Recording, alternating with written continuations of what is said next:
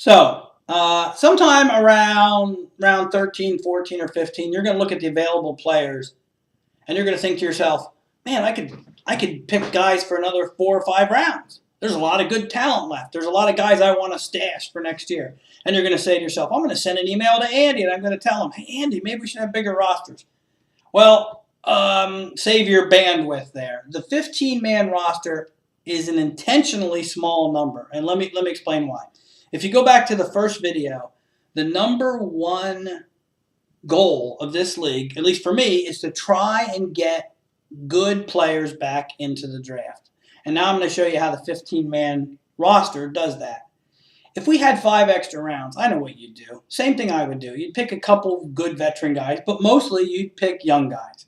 Mostly you'd pick guys with upside who nobody really wants now, but they could hit it big, like Michael Thomas last year or something like that. The more of those guys we let you pick, the more likely that you have these great young keepers at low prices, and consequently it goes against the goal of having good talent back in the draft. I would much rather have those 5 rounds of guys from, like, say, 16 to 20 be pickups, because a pickup salary is $7.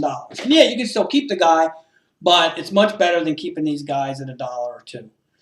The second part of this is when you have 15-man rosters, we start 9 guys. You're going to see in week 4 when you have a guy who's probable and a guy who's questionable and a guy who's not doing well and a guy who's injured, you can't afford to keep a $1 guy. Even if in round 15 you pick some $1 guy that you're going to stash, you can't afford to do that, because if you're going to be competitive, you're going to need all 15 of your roster spots.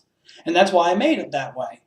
So you can't stash 2 or 3 young guys. It would be fun that way, but that's more of a dynasty thing. That's more of a keeper thing. This is more of a redraft thing.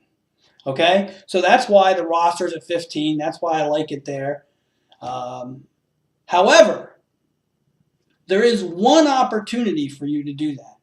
And I know a lot of people already know this. They're going to figure this out. You can draft one guy and at a low salary and presume you're not going to get much out of him, and then you can take him and you can stash him, one guy, on your IR all year. And then you can pick up another guy so you still have 15-man roster. And I guess I'll talk about the injured reserve overall later in the summer when we get close to that. But that's it for today, and that's why we have 15-man rosters.